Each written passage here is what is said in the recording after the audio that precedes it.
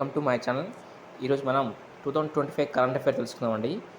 European దేశాలకు Trump shock, 30% టారిఫ్ను విధించిన America అధ్యక్షుడు. యూరోపియన్ దేశాలకు అమెరికా అధ్యక్షుడు డొనాల్డ్ ట్రంప్ భారీ షాక్ ఇచ్చారు.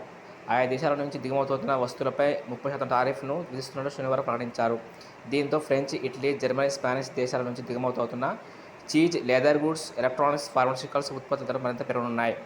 ఈ దేశాలకు చెందిన ఉత్పత్తులపై 20% ప్రతీకార సుంకాలను విధించనున్నట్లు ఏప్రిల్ నెలలో ట్రంప్ ప్రకటించిన విషయం తెలిసిందే. ఆ తర్వాత క్రమంలో ఈ సుంకాన్ని 50% పెంచినట్టు ట్రంప్ ఈసారి కాస్త కరుణించి 30% విధించారు. ప్రతీకార సుంకాల విధింపుపై 27 మంది సభ్యులు కలిగిన EU ఎగ్జిక్యూటివ్ కమిషన్ అధ్యక్షుడు దీనిపై ఆశావాదంతో ఉన్నారు. బ్యాక్ బెంచర్స్ ఇక నేటి మాట, కేరళ పాఠశాలలో సినీ మాయ. సినిమాలో చూసి జనం మారతారా అని కొందరు పెదవిరుస్తున్నారు. మంచి సందేశాలు చెప్పాల్సిన తీరులో చెబితే ఖచ్చితంగా మారుతారని కేరళ పాఠశాల రుజువు చేస్తున్నాయి.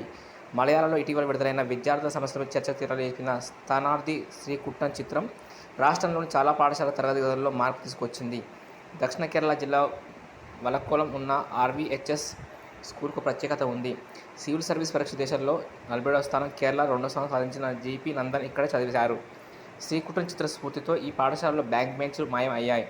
విద్యార్థులందరూ ఇప్పుడు వరయాకల కూర్చుల్లో కూర్చుంటున్నారు. దీన్ని చూసి కేరళలోని మరో 8 పాఠశాలలు ఇదే పద్ధతి నడుస్తున్నాయి. రాష్ట్రంలో మరిన్ని పాఠశాలలు సైతం ఇదే తరహా ఏర్పాటు చేసుకోవడంపై నిమగ్నం ఉన్నట్లు RVHS స్కూల్ నడుపుతున్న కేరళ మంత్రి KB గణేష్ కుమార్ తెలిపారు. దేశీయంగా తొలిసారి బ్లాక్ బాక్స్ డీకోడింగ్ ఢిల్లీలో చేస్తున్న AIIB. విమాన ప్రమాదాలపై అత్యంత కీలకమైన ఆధారాలను అందించే బ్లాక్ బాక్స్ డీకోడింగ్ మన దేశంలో తొలిసారిగా విమాన ప్రమాద దర్యాప్తు బ్యూరో చేపట్టింది. ఇప్పటిదాకా విదేశాలకు పంపించి చేసే ఈ ప్రక్రియను ఇప్పుడు ఢిల్లీలోని ల్యాబ్లో చేస్తుంది. అహ్మదాబాద్ విమానానికి సంబంధించిన బ్లాక్ బాక్స్ను డీకోడ్ చేసే ప్రక్రియను ఢిల్లీలో చేస్తున్నట్లు పౌర విమాన శాఖ మంత్రి రామ్మోహన్ శనివారం విశాఖపట్నంలో వెల్లడించారు. దీంతో పాటు ప్రమాదానికి సంబంధించిన మరిన్ని వివరాలు ఇవి. ప్రాచీన వైద్య విధానాల డిజిటలీకరణలో భారత్ బేష్, WHO ప్రశంస. ప్రాచీన వైద్య పద్ధతుల సమాచారాన్ని కృత్రిమ మేధతో అనుసంధానించిన తొలి దేశంగా భారత్ అవతరించింది. ఈ విషయాన్ని స్వయంగా ప్రపంచ ఆరోగ్య సంస్థ WHO వెల్లడించింది.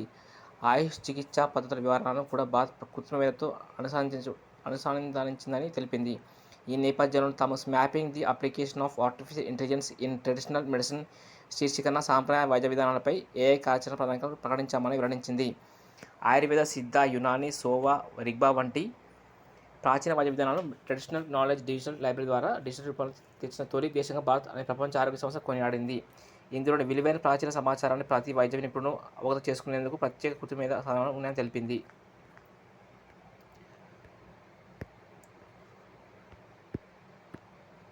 భారత్ అంతర్జాతీయ మధ్యవర్తిత్వ నాయకుల్లో భారత్ త్వరలో ప్రముఖ స్థానం.